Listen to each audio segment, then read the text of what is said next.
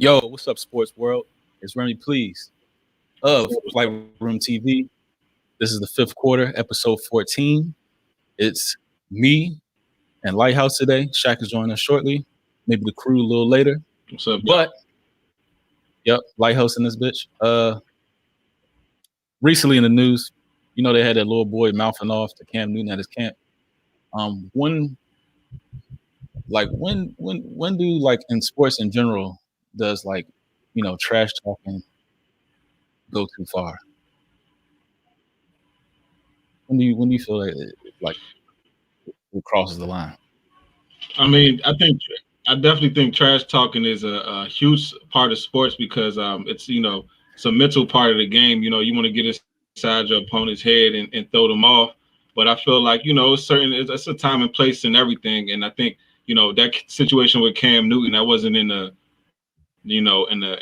competitive, you know, realm. Like, you know, that was just Cam kind of just minding his business, and then the kid just started talking trash to him.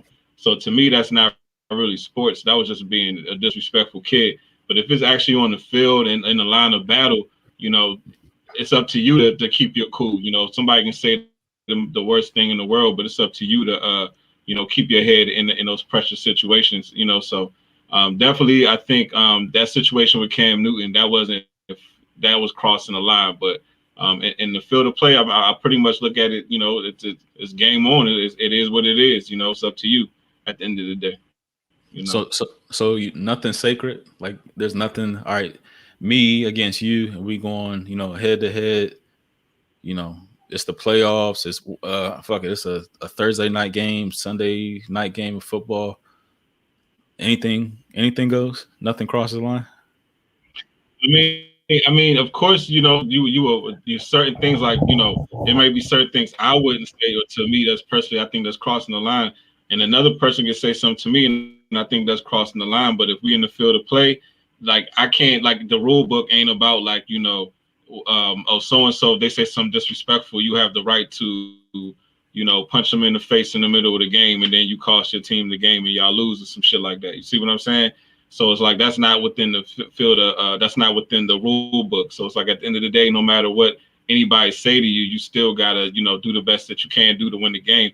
So yes, I do think that, you know, you will hope people wouldn't cross certain lines, but at the end of the day, you know, when somebody know they can't get to you, they just gonna keep going for the jugular until they feel like they hit a weak spot. So you really can't put nothing past nobody, and just make sure you keep your head at the end of the day. You know, that's kind of how I look at that shit.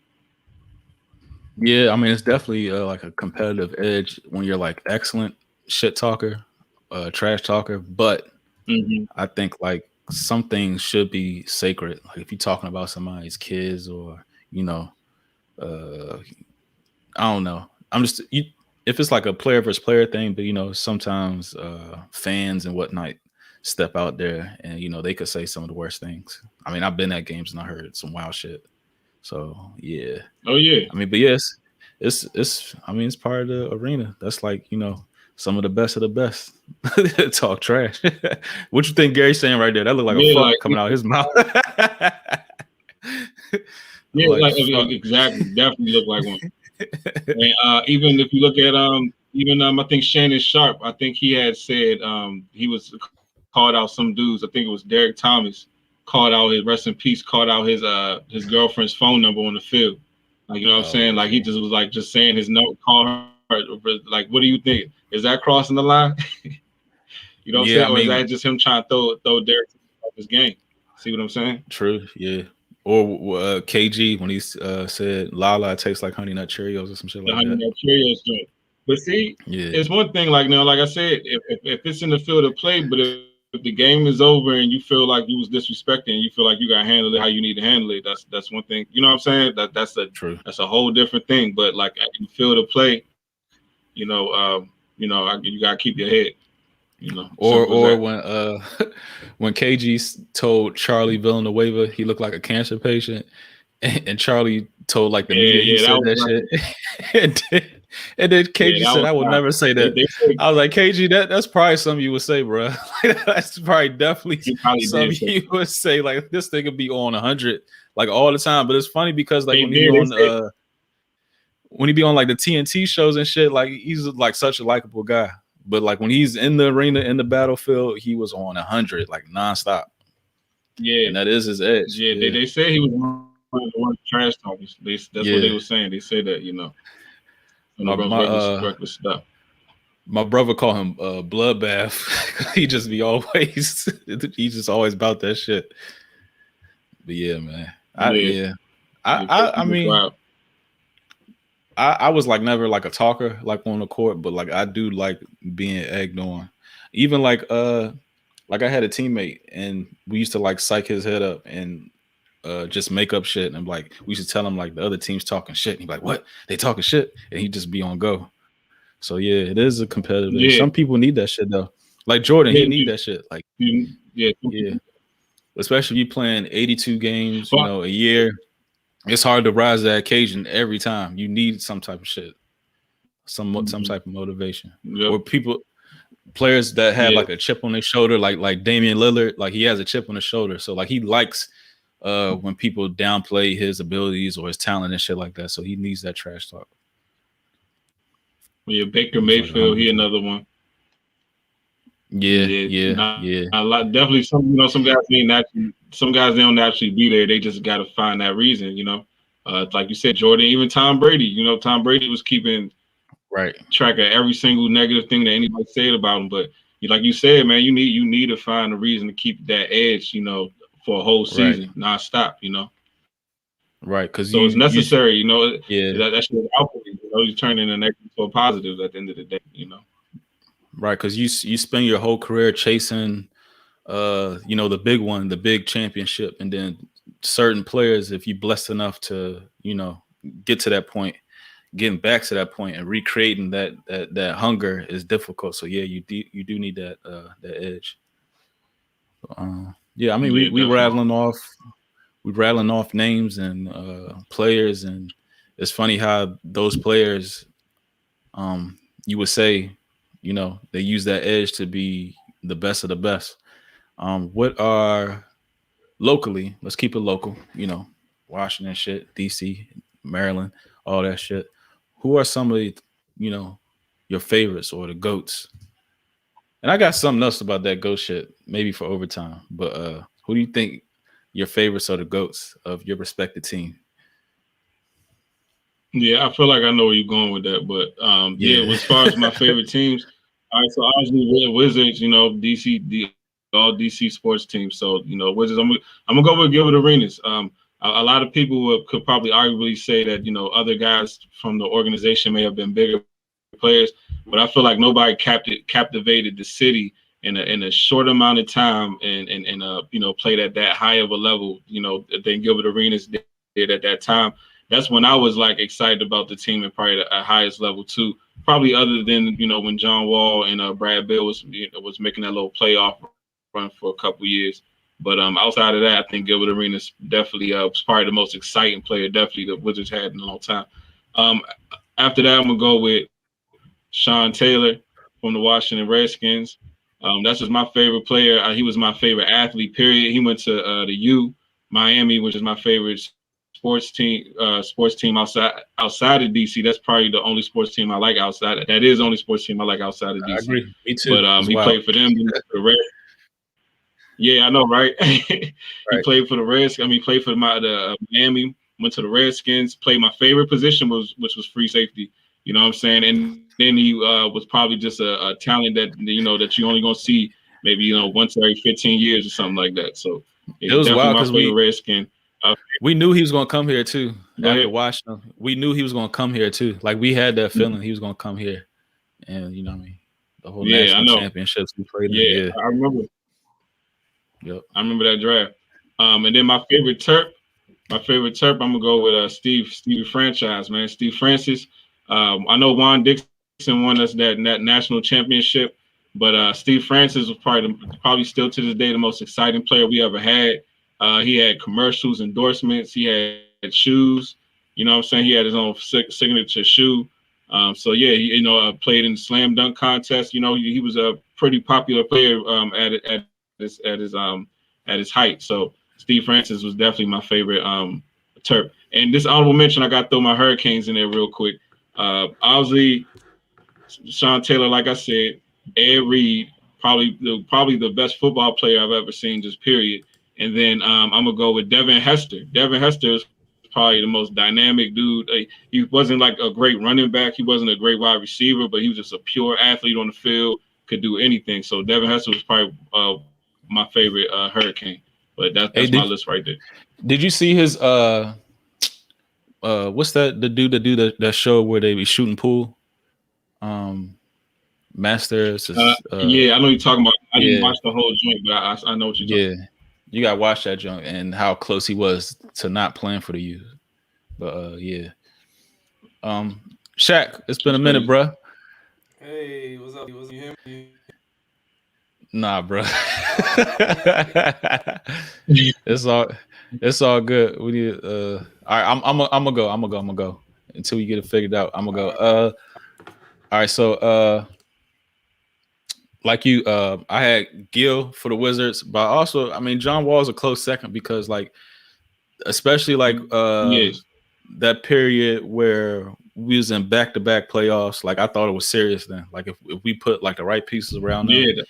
like the style of basketball, like we had a young, hungry Bill. We had, it was Ariza that can guard the wing, and then the year Yep. after we had Paul Pierce, who was the veteran, and then the one It year we was one or swept. two pieces away. Just one. Yeah, we swept the Raptors, like who wasn't, 2 years later, them niggas was in the finals and shit. So like we swept the Raptors one Yep. year, first round. If John Wall ain't break his hand, who knows how far we'd have went the year before. We took the Celtics to Game 7 and remarkable fashion.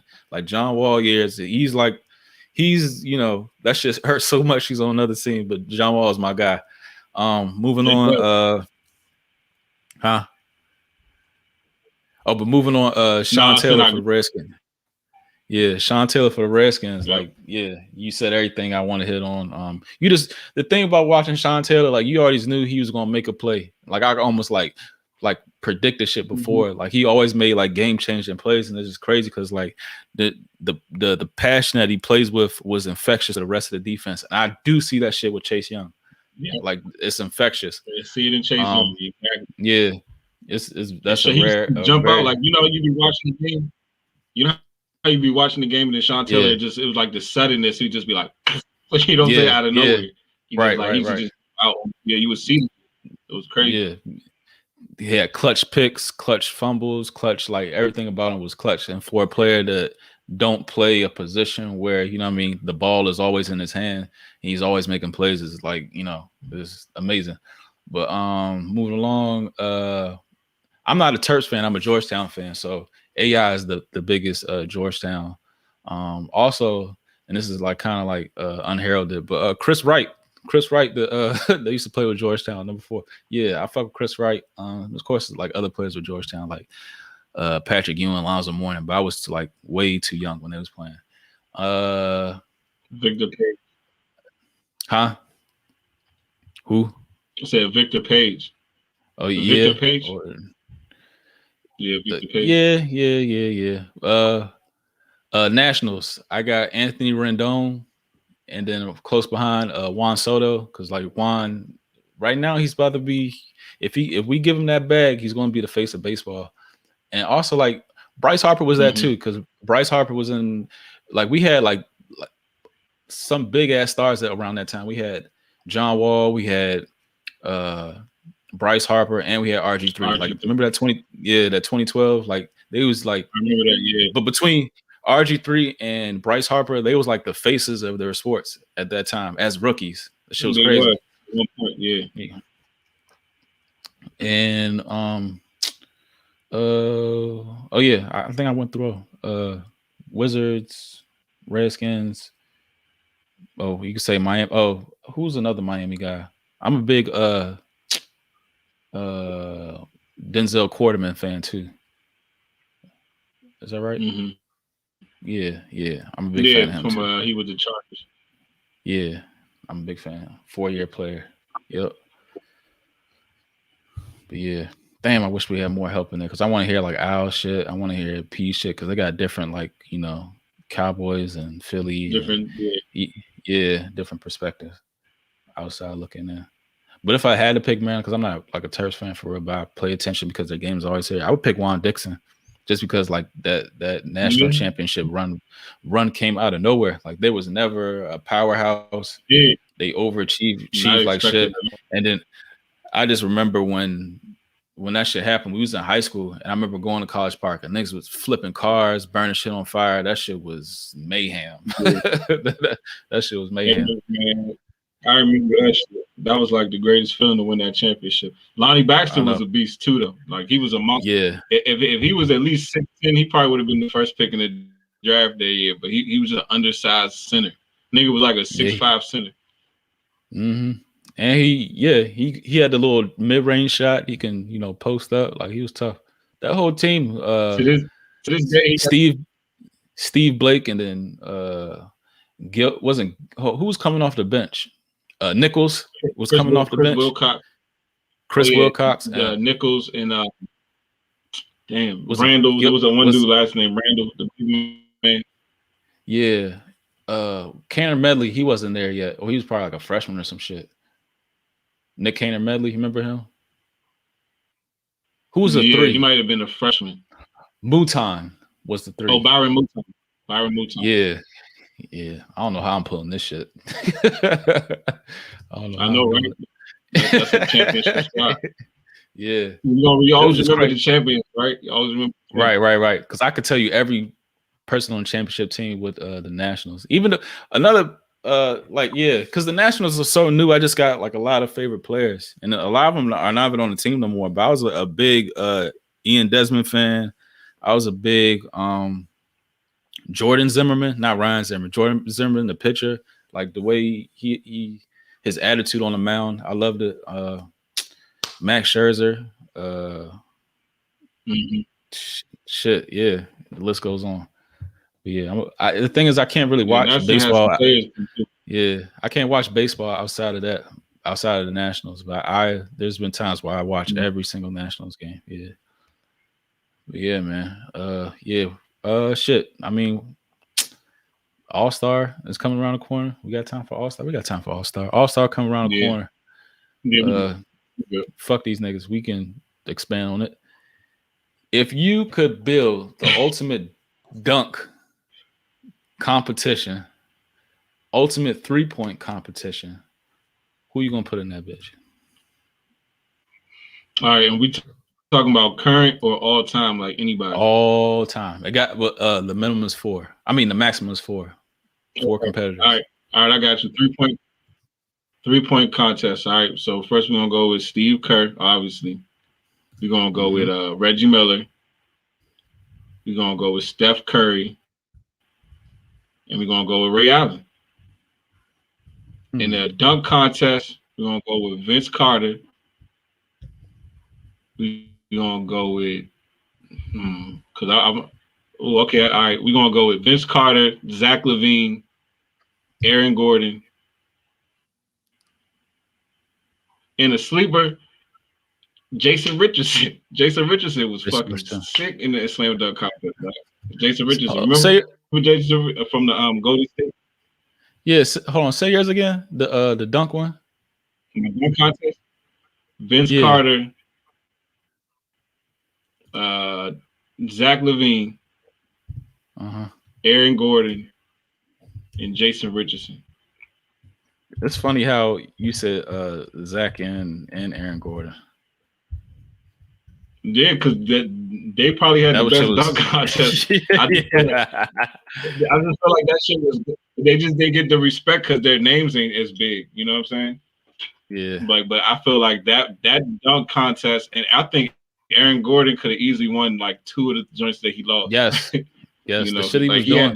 He's probably the Aaron Gordon was sick. And the second one, he was hurt too. Did you know Zach that? LaVine. Yeah. And the thing is, like, but and the thing was Zach LaVine. Yeah, go ahead.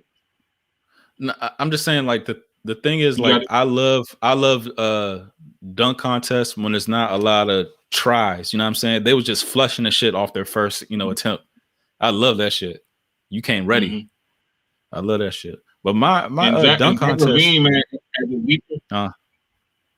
Go ahead. No, I'm saying Zach LaVine as a leaper, like I probably say one of the best. Like that motherfucker be flying. Like especially if you look at his shit back when he was in high school. When he was going into the league, and you look at his high school shit, it literally looked like he was flying. The nigga was not jumping; he was literally gliding through the air. You know, and so when he first came to the league and he went into the dunk contest, I wasn't surprised at all. You know, yeah, one of the most like impressive jumps I've seen is when he was you can YouTube this, when he had his pro workout and it was like a bunch of teams, there like doing the pro workout, but he was going like full court to full court, and he'll move, pull up, 3, move on the opposite end, pull up, like free throw extended, move, windmill dunk. Like this is a supreme athlete. Move, 3-point, move, step back, mid range, move, windmill, like just off the ease, like back and forth like 10 times. Like the athleticism in this dude is crazy. But yeah, my dunk contest looks almost identical. I got Vince Carter because I mean he's like started like the whole like evolution of the shit. I got Aaron Gordon, Zach LaVine, and here's my wild horse, James Flight White. Yeah. James Flight White. Yeah. James Flight White. Hey, but it seems like I say this right, James White. I think his highest rating on 2K was probably like a 68 or some shit, like probably ever. But like but look though, right? When you go to your creative player and you pick the dunk options, they had James White under there, so that say a lot. You know what I'm saying? That his dunk package was under there, but nigga's highest rating was probably like a 68 ever in all 2K history. And was legit doing the shit from behind the free throw line. Like all, the one step in the free throw, 1 foot on the free throw. He was doing shit behind the free throw line, and he was doing windmills, and he was doing behind between the legs. Like the best dunk contest, I think the second best dunk contest ever is like a European League dunk contest with James White and Gerald Green. If you find that shit on YouTube, watch that shit. Oh, that's crazy. I didn't know that.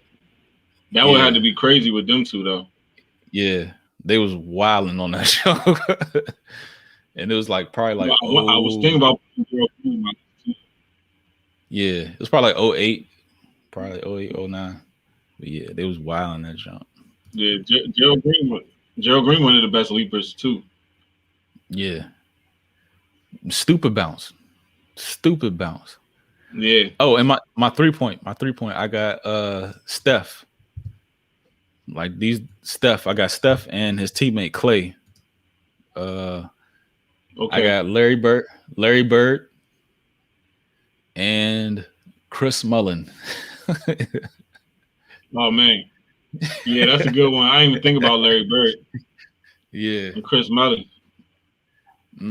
Larry Bird is walking the gym. That's a strong group. That's a strong group right there. But yeah, and I mean, shit. Since we already on the topic, just keep it NBA. So what's some of the best point guard finishes at the rim all time, including current NBA? So, we talking about, I guess, really, because since we talking about point guards, we talking about the smaller dudes who finish at the rim, with the best of them. So, is there anybody that comes to mind for you? Simos. AI. I mean, he was just, finishing at all costs amongst the Giants. It wasn't. I'm not talking about like explosiveness. Yeah, just dunking over everybody. But yeah, for sure, AI. He just went strong to the basket, like you said. Like like AI wasn't like an explosive like leaper, but like he could dunk like on a fast break type shit, but he wasn't like he wasn't Ja Morant type shit. You know what I'm saying? Right. But he just went strong to the rack. Like he sacrificed his body. You know what I'm saying? So he was able to do a lot more with his size than probably most guys because he had the will to actually just put his body on the line. So that's what made him kind of special. I would put Kyrie. Obviously, I think Kyrie kind of sparked the question in my mind. To be completely honest with you, finish with both hands. Man, finish with both hands. He got so many moves. You know, he can kill you off like just off the handle and then just get an easy layup. You know, or he can be right under the basket. Like the nigga crafty as shit. He's like a fucking magician with the right. Like every time you watch Kyrie, he do some shit that you ain't never seen before. Right. Like that's what I'm saying. game, like he do just some like shit, like certain players. That's why I think this is another debate too. But that's why I think like Kyrie got the best handle, the best pat, because you don't see the same shit twice. Like certain players got go-to moves and shit. You don't never see like the certain shit twice. I mean, that looks familiar. You see one night from Kyrie, but nothing looks, the same. And how do you defend it? He's like the nigga like a freelance painter. He like a painter with the fucking basketball, like freelance. Like that's how that nigga. He's really like an artist, like with his handling. A saxophone player. Yeah, he's a saxophone player. He really is though. Nigga is an artist though, for real. Rod Strickland. I'm throwing Rod Strickland in there. Ooh, that's a tough pull. Yeah. Rod finger roll king. Finger roll king. Yeah. Finger roll. I remember this one move he did where he was when I was a kid, it made me a fan. I remember he went to the rack and he went up like this, like he was about to dunk. Then he just brought that joint back down and did like a little finger roll and shit. And I just went like, damn, this is a point guard doing shit like that. You know, back then point guards wasn't doing shit like that. So it was just like, damn. So yeah, Rod Strickland, definitely one of my favorite. It never looked like difficult to Rod Strickland too. He was just like bucket. It didn't look like he was trying. Yeah, it was his demeanor. He kind of had a crazy demeanor. He never looked like he was trying hard. He didn't really show no emotion. Like if you really remember, he didn't really show no emotion on the court. He always had the same face. Like no matter what the situation. Smack. I remember I seen him at Euro Motor Cars when I was working up there. Yeah. Rod Strickland. Yeah. Every person who told me a Rod Strickland story, they say he smacked. Yeah. Like every person. All right. Kind of a new school, but he kind of like he's old now, but he reminds me of Rod Strickland, and this is kind of like under the radar. Tyreke Evans was a tough finisher, and he reminded me of Rod Strickland. Like he was a layup king too. And he was like when the Eurostep when Eurostep first came to the league, like right after Manu Ginobili, before James Harden, it was Tyreke Evans. Tyreke was like the first like dude of that mold for real. He just wasn't like James Harden took that shit to another level. But I know what you're saying. Like highly skilled, like oversized combo guard. Like you know what I'm saying? Yep. Yeah, I agree with that one. I mean, you had to throw Ja Morant. You had to throw Ja in there. Ja's a great finisher at the one. You even throw him in there. Right now. His graphic. Derrick Rose. I'm just run through shit. Russ. Yeah. You got Russell Westbrook. Yeah, but going back to Derrick Rose, the two dunks that he had against Miami in the playoffs. Remember that? Remember that shit? The two dunks, like left hand side. Yeah. But Russell Westbrook, this nigga was a dog. Yeah. Need a little bit more for the Wizards, but this nigga was a dog.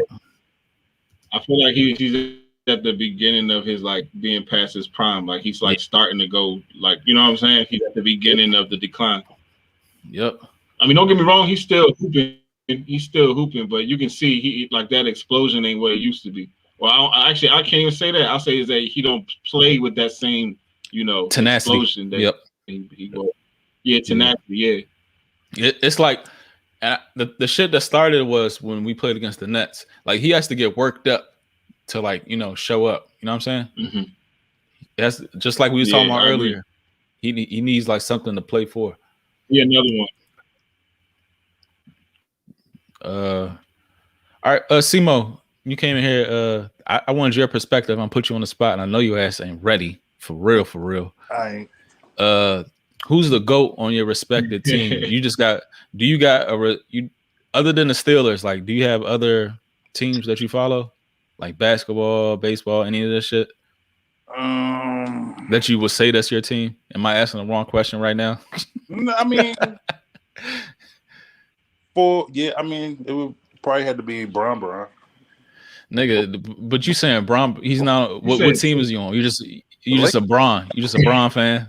Yeah, Bron fan. I mean, before that, oh my gosh. Before that, I don't like y'all type of people. Well, listen, Linda, listen.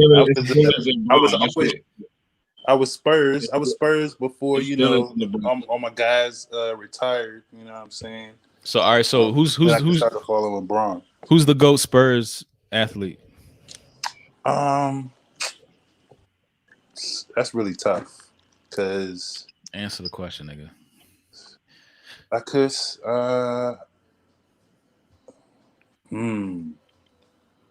Answer the question. I'm gonna have to go with TP. Tony Parker over. For real? Yeah, I'm gonna have to go with Tony Parker. I was gonna. I mean, I could go Tim Duncan. I could go with Ginobili. I would think everybody would go with Tim Duncan. Yeah, I know. I didn't want to. I couldn't do it. Or I could have went with David Robinson. Yeah, that's a close second. I was watching that game when he put up that quadruple double jump. Mm-hmm. That shit was crazy. Air Force. Yeah, I'm going with Tim. I'm gonna go with Tim with them though. Tim. You don't got we already know.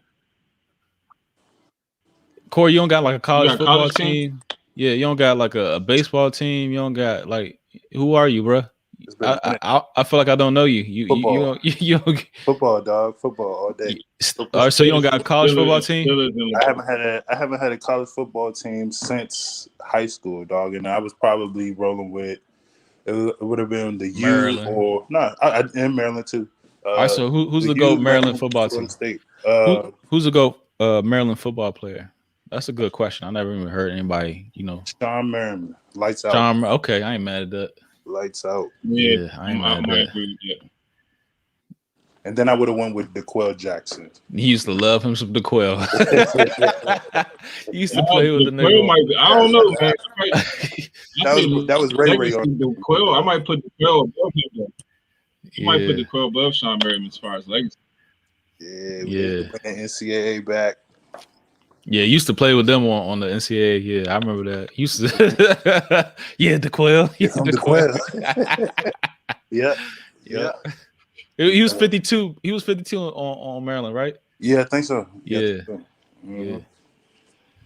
Ray. That's I think crazy. He was the first face of Under Armour too. Like the first model they did at Under Armour. I think that was him. Yeah, when they remember. I think DeQuell was the first like Under Armour model. Like they used him as the first person to wear the uniform. Mm-hmm. Don't quote me on it though, but I'm pretty sure. Yeah. Well, shout out to DeQuell, and then shout out to Flight Room TV, and this being another fifth quarter episode 14. We ain't got all the fellas, but it's still the same, still quality, big baby. You know what we do. Follows us to another Flight Room podcast. Another thing. You can drag your time bar in these videos and pull up all the titles of these segments. So, you can rush through it. Your favorite topic, rush through it. It's nothing as long as we get them views, them subscribes, them likes, the merch. You know what I'm saying? Hit up that merch. It's all good. Baby.